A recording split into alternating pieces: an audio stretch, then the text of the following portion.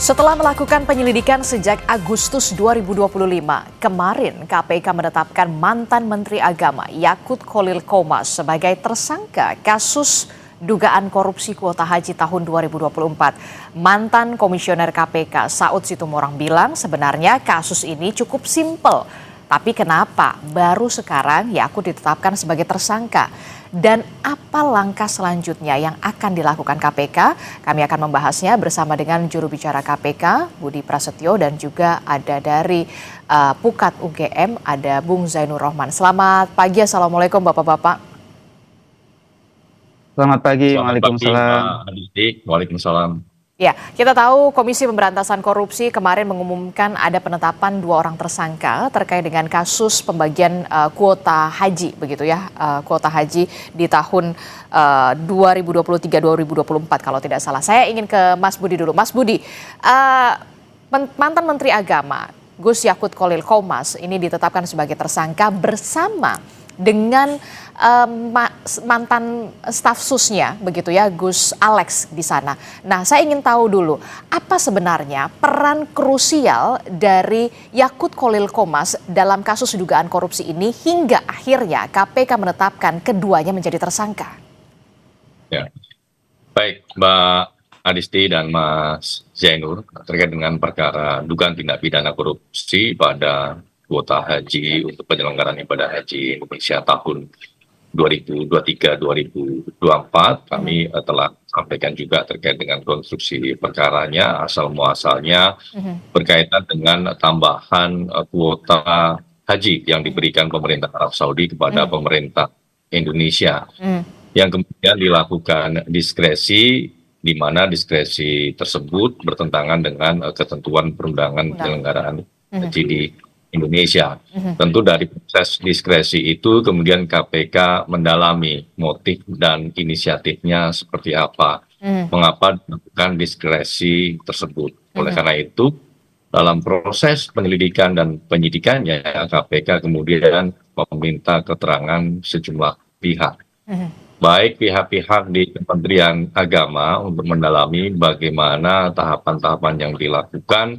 terkait dengan diskresi yang dilakukan oleh Menteri Agama tersebut. Mengapa dilakukan pembagian 50%, 50%. Padahal kalau kita pada undang-undang penyelenggaraan haji, pembagiannya seharusnya 92% untuk reguler dan 8% untuk khusus. Nah, ini mau seperti apa? Karena kita kaitkan dengan adanya mengapa kemudian ada dugaan aliran uang dari para PIHK atau Biro Travel. Karena Biro Travel ini kan kemudian kuota haji yang mereka kelola bertambah secara signifikan. Bertambah dari 8% menjadi 50%, bertambah 42% atau sekitar 8.400 kuota. Nah, itu yang kemudian kami mendalami, follow the money kalau istilah Mas Zainur. Kita ikuti aliran uangnya dari PIHK atau Biro Travel ini kepada oknum-oknum di Kementerian Agama. Nah, ini kan meeting of mind-nya jelas begitu ya, dari proses diskresi awal kemudian didistribusikan kuota ibadah haji itu, kemudian di ujung ada aliran uang. Itu Adisti. Nah, tentunya pihak-pihak yang ditetapkan sebagai tersangka adalah dengan adanya kecukupan bukti dan bagaimana peran-peran perbuatan melawan hukum yang dilakukan oleh pihak-pihak tersebut, maka kemudian KPK menetapkan 2 orang, saudara YCQ dan saudara IAA, kemudian menjadi tersangka. Begitu. Oke, jadi bisa dikatakan peran krusial dari mantan Menteri Agama Yakut Kholil Qomas ini adalah soal bagaimana pengambilan diskresi, kebijakan diskresi dalam pembagian kuota haji tambahan yang sebanyak 20.000 kuota haji yang memang seharusnya ini diberikannya sesuai dengan aturan 92% kepada haji reguler, kemudian baru 8% itu ke haji khusus begitu. Tapi kemudian justru ini dibagikannya adalah 50-50, 10.000 ke reguler, 10.000 ke haji khusus, termasuk juga peran dari mantan staf khusus dari Yakut Kholil Qomas ini untuk pendistribusian ke biro-biro perjalanan haji khusus tersebut, begitu ya, Mas Budi? Betul sekali Mbak Adisti, termasuk peran-peran dari yang bersangkutan berkaitan dengan aliran uang dari Hmm. PHK Biro Travel ini kepada oknum-oknum di Kementerian Agama. Begitu. Oke, yang pertanyaan selanjutnya adalah ketika memang sudah ditetapkan sebagai tersangka, kapan kemudian KPK akan memanggil Yakut Khalil Qomas dan juga mantan staf susnya untuk sebagai tersangka untuk diperiksa, termasuk juga ada potensi penahanan di sana? Tentu secepatnya Mbak Adisti kami akan jadwalkan pemeriksaan kepada yang bersangkutan untuk diperiksa dalam kapasitas sebagai tersangka. Mhm. Di sini KPK juga masih paralel menunggu hasil hitung kerugian keuangan negara oleh kawan-kawan BPK. Tentu kita semua juga berharap proses hitung bisa segera tuntas sehingga proses penyidikannya juga bisa selesai. Oke, termasuk juga ada potensi kemungkinan tersangka bertambah setelah ada pengumuman soal nilai kerugian negara di sana, atau seperti apa sebenarnya? Saat ini kita masih fokus dulu untuk penyidikan di dua tersangka ini. Nanti kita akan lihat perkembangannya seperti apa, termasuk ketika nanti sudah masuk di tahap persidangan, kita bisa secara terbuka juga melihat fakta-fakta di persidangan nanti akan seperti apa. Tentu setiap perkara KPK selalu terbuka kemungkinan untuk terus melakukan pengembangan. Ya, namun demikian saat ini kita fokuskan dulu untuk dua tersangka yang sudah ditetapkan agar juga penyidikannya bisa segera kita selesaikan. Oke, saya ingin ke Bung Zainur Rohman. Bung Zainur, ini kalau kita lihat kan KPK juga akan menelisik begitu ya soal dugaan aliran dana begitu ya, karena memang tidak mungkin Menteri Agama begitu ya pada saat itu melakukan diskresi yang memang seharusnya sesuai dengan aturan ini 92% sampai 8% begitu ya dibaginya. Tapi kemudian ini dibagi menjadi 50-50. Tentu ini menjadi pertanyaan untuk kita semua begitu. Apa sebenarnya yang menjadi motif kalau bukan soal dugaan jual beli kuota? Nah, bagaimana Bung Zainur Anda melihat ini? Ya, betul sekali Mbak Adisti. Justru itulah yang harusnya menjadi fokus KPK, bukan soal diskresinya. Kenapa? Karena kalau diskresi itu sesuai dengan Undang-Undang 30 tahun 2014, itu ada syarat-syaratnya. Kalau sudah diatur di dalam Undang-Undang Haji ya, Undang-Undang 8 2019 dengan jelas, maka sebenarnya tidak terbuka ruang diskresi. Diskresi itu tujuannya apa sih? Yang pertama untuk melancarkan kegiatan penyelenggaraan pemerintahan, yang kedua mengisi kekosongan hukum kalau belum diatur. Yang ketiga adalah agar ada kepastian hukum, dan yang keempat adalah agar melancarkan stagnasi gitu ya. Oke, Nah, jadi dengan kata lain Mbak Adisti. tidak ada urgensi Yakut Khalil Qomas untuk kebijakan diskresi tersebut soal pembagian kuota 20.000 tambahan 20.000 kuota haji itu. Ya, di dalam Undang-Undang Haji itu alokasinya sudah jelas, 8% untuk khusus, 92% untuk reguler. Yang jadi titik tengkar kan adalah bagaimana kalau dikasih tambahan sama pemerintah Saudi begitu kan. Nah, di sana sebenarnya sudah diatur, tetap ikut kepada aturan umumnya, yaitu tetap pada 92 berbanding 8. Kalau tidak diatur, baru menteri boleh menggunakan diskresi. Diskresi itu ada syaratnya. Yang pertama sesuai dengan tujuan diskresi yang tadi itu. Yang kedua harus sesuai dengan asas umum pemerintahan yang baik. Ada juga sesuai dengan syarat-syarat objektif. Dan yang paling penting Mbak Adisti, yang paling penting adalah tidak boleh ada konflik kepentingan dan tidak boleh dilakukan dengan itikat buruk. Nah, kalau itu dilanggar, maka itu merupakan satu bentuk penyalahgunaan kewenangan. Yang jadi pertanyaan, kenapa kemudian ada pembagian 50-50, tidak 92 berbanding 8. Ini yang harus jadi fokus KPK. Orang melakukan satu tindakan yang menyalahi aturan itu kan ada intensinya, ada niatnya, ada motifnya. Nah, KPK saya ingat betul pernah menyampaikan kepada publik ada dugaan aliran dana. Baru saja Pak Budi sebagai juru bicara KPK juga menyampaikan ada aliran dana. Nah, aliran dana inilah yang harus ditindaklanjuti Mbak Adisti, follow the money, meminta bantuan PPATK untuk menelusuri apakah PIHK travel haji ini mereka misalnya membeli atau mereka itu iuran Mbak Adisti dikumpulkan kepada maklar, maklarnya itulah yang menyerahkan kepada perantara perantaranya membagikan kepada pejabat di Kementerian Agama. Kan sebenarnya KPK sudah pernah spill informasi-informasi ini gitu ya.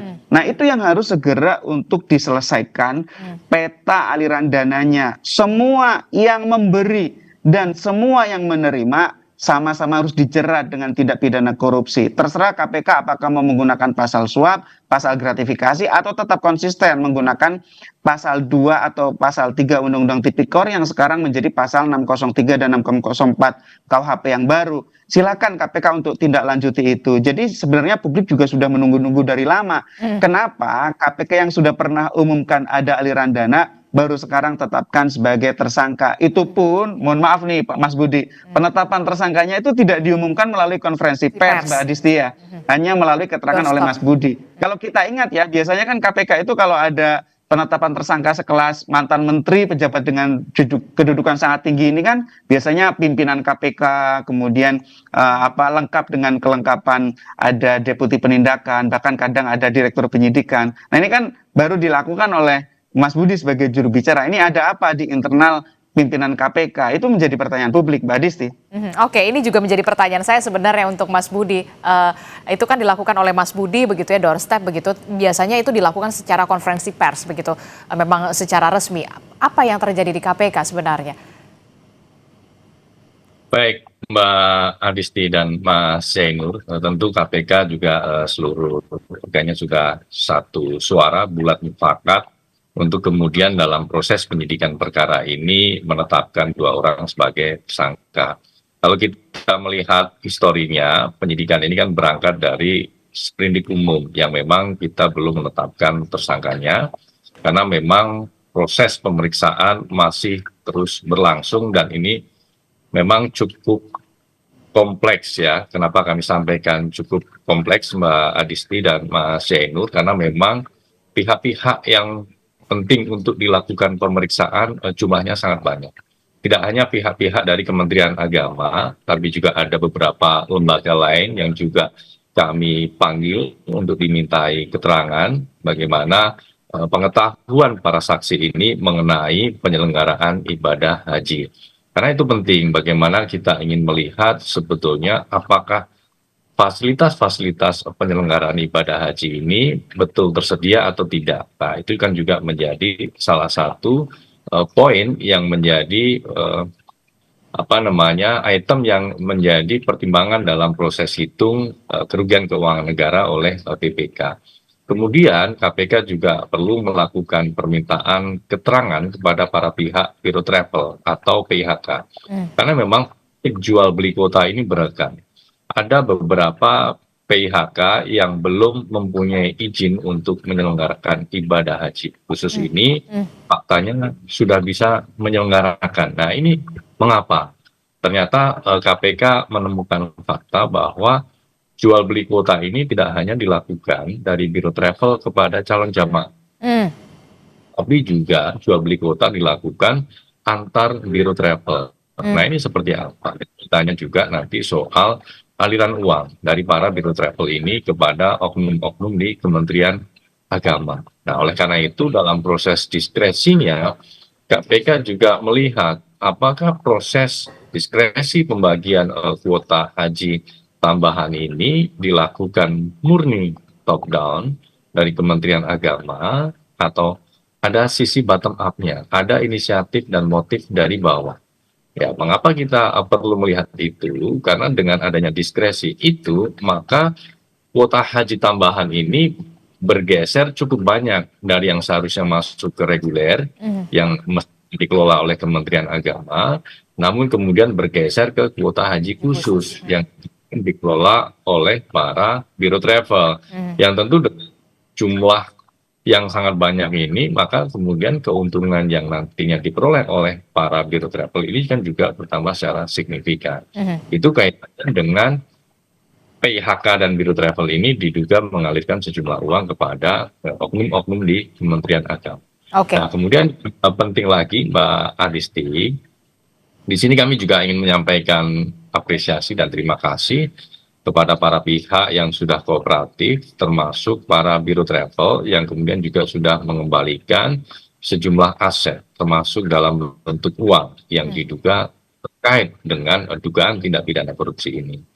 Yang kemudian kami juga mengimbau karena memang masih ada pihak-pihak lainnya, khususnya para biro travel ataupun asosiasi yang masih ragu, masih maju mundur untuk kemudian mengembalikan aset-aset yang diduga terkait dengan perkara ini. Itu Oke. kami berharap Oke, tidak saya ingin tahu tadi ragu lagi. Oke, silakan. Ya, tentu kami berharap pihak-pihak tidak perlu ragu lagi karena KPK juga sudah menetapkan 2 orang sebagai tersangka dan penyidikan perkara ini akan terus berprogres secara positif. Begitu Mbak Adisti. Oke, tadi Anda mengatakan ada beberapa biro travel yang kemudian mengembalikan dana atau berupa aset, begitu ya. Totalnya berapa biro travel dan berapa total dana yang kemudian dikembalikan atau diberikan asetnya kepada KPK, begitu ya, dikembalikan kepada KPK, termasuk soal berapa juga dugaan kerugian negara yang saya rasa sampai saat ini masih dihitung ya oleh BPK. Ya, betul Mbak Adisti. Jadi dalam penyidikan perkara ini KPK sudah melakukan pemeriksaan sekitar 400-an biro travel, di mana pemeriksaan juga dilakukan bersama dengan auditor BPK karena memang paralel untuk melakukan penghitungan kerugian negara. Kemudian dari sejumlah pemeriksaan yang sudah dilakukan, KPK juga tidak hanya melakukan pemeriksaan di Jakarta, Mbak Adisti, karena kita tahu bahwa biro travel ini kan tersebar di berbagai wilayah di Indonesia, sehingga kami jemput pula ke daerah. Kami lakukan pemeriksaan di Jawa Timur, di Kalimantan, di Sulawesi, dan di berbagai wilayah lainnya. Dari beberapa pemeriksaan tersebut, KPK kemudian juga melakukan penyitaan sejumlah aset ataupun uang dari para PHK. Dan sampai dengan hari ini terhitung mencapai sekitar 100 miliar. Oleh karena itu KPK masih terus berharap pada pihak-pihak terkait untuk jangan ragu lagi. Silahkan jika memang aset-aset yang diperoleh tersebut diduga dari dugaan tindak pidana korupsi ini untuk tidak ragu lagi mengembalikan kepada KPK. Karena ini memang dibutuhkan untuk proses pembuktian sekaligus sebagai langkah awal KPK dalam optimalisasi pemulihan keuangan negaranya nanti. Oke, berarti dari 400 biro travel begitu ya, haji dan umroh sudah ada lebih dari totalnya 100 miliar rupiah yang kemudian dikembalikan berupa dana dan juga aset kepada KPK begitu. Tapi yang jadi pertanyaan, ketika memang sudah mengembalikan begitu, apakah nanti akan menggugurkan atau seperti apa? Ini kan yang juga dikhawatirkan karena kalau kita lihat ini miris sekali. Seharusnya haji khusus waktu itu adalah cuma 1.600 dapat kuotanya. Tapi kemudian karena diskresi tersebut 10.000 yang diberikan kepada haji khusus kuotanya. Ya, tentu dalam penetapan tersangka kita akan melihat bobot peran dari setiap pihak. Apakah memang betul melakukan perbuatan melawan hukum, bobotnya seperti apa. Nah, itu yang kemudian juga menjadi pertimbangan Mbak Adisti. Nah, oleh karena itu sampai dengan saat ini KPK melihat kita tetapkan 2 dulu nih tersangkanya, saudara YCQ dan juga saudara IAA. Termasuk juga ini yang juga menjadi pertanyaan saya juga adalah dugaan aliran dana yang masuk ke kantong dari Gus Yakut Khalil Qomas dan juga staf susnya pada saat itu. Apakah saat ini juga terus ditelisik oleh KPK? Tentunya Mbak Adisti, karena memang dari penelusuran yang KPK lakukan, ada sejumlah PHK dan biro travel ini mengalirkan uang-uang kepada oknum di Kementerian Agama. Bagaimana mekanismenya, tahapannya, perantaranya, semuanya ditelisik. Dan tentu nanti untuk optimalisasi aset recovery, maka kemudian terbuka kemungkinan juga KPK nanti akan melakukan penyitaan terhadap aset-aset yang diduga berkaitan dengan tindak pidana korupsi. Oke, saya mau ke Bung Zainur Rohman. Bung Zainur Rohman, kalau kita lihat begitu kan sebenarnya penyelenggaraan ibadah haji ini kan dilakukan setiap tahun begitu ya. Tapi kemudian kemarin ada kuota tambahan yang diberikan oleh pemerintah Kerajaan Arab Saudi. Nah, ini yang kemudian menjadi celah. Nah, bagaimana kewenangan seorang menteri dalam kapasitasnya seorang menteri terhadap pembuatan kebijakan dan praktik korupsi. Jangan sampai kemudian ini menjadi celah-celah berikutnya yang dilakukan oleh pembuat kebijakan.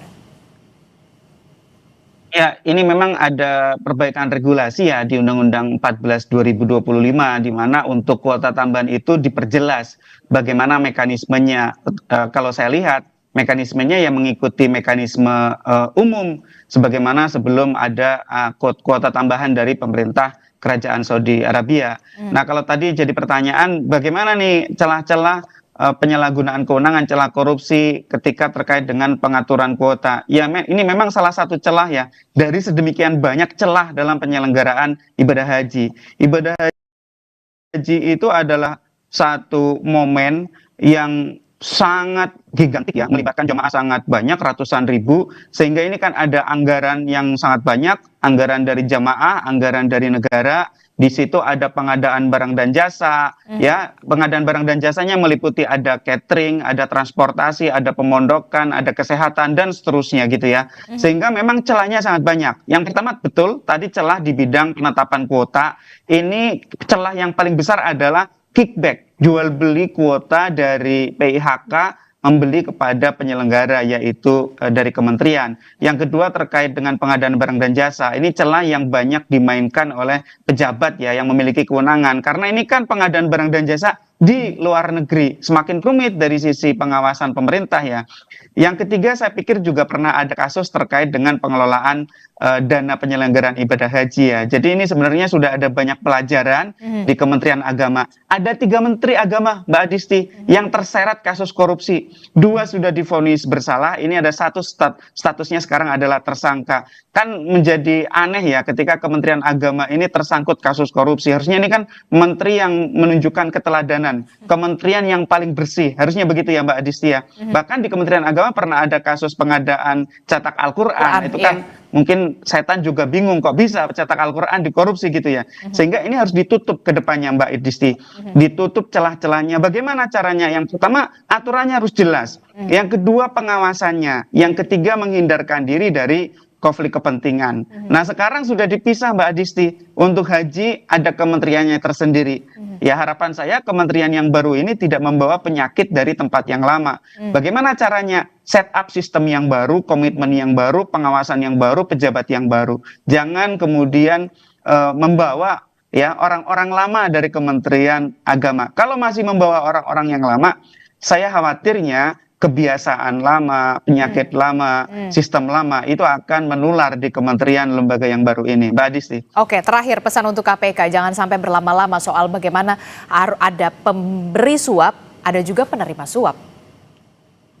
Iya Mbak Adisti, kalau sudah ada informasi seperti itu, saya justru bertanya-tanya, mau menunggu apa lagi tuh untuk pemberi dan penerimanya Mbak Adisti ya. Kalau memang KPK sudah pegang alat buktinya, ada transfer dari PIHK dari travel haji ini kepada penyelenggara negara. Clear, itu sudah full toit ya, itu sudah tinggal ditetapkan sebagai tersangka. Seharusnya kan tidak hanya 2 ya, tidak hanya Gus Yakut dan Gus Alex, harusnya bisa diikuti dengan tersangka-tersangka yang lain, baik dari internal Kementerian Agama sendiri maupun dari travel-travel ini PIHK. Yang paling penting pertama adalah para pemberi dan para penerima. Nanti baru dikembangkan ke yang lain. Misalnya kemudian ini apakah dicuci uangnya dengan TPPU gitu ya. Apakah kemudian juga mengadari pihak-pihak lain. Itu baru dikembangkan. Saran kami jangan berlama-lama. Ini kasus yang sebenarnya bisa diselesaikan dengan mudah. Karena bukan kasus yang kemudian ada perdebatan dari sisi teoretik.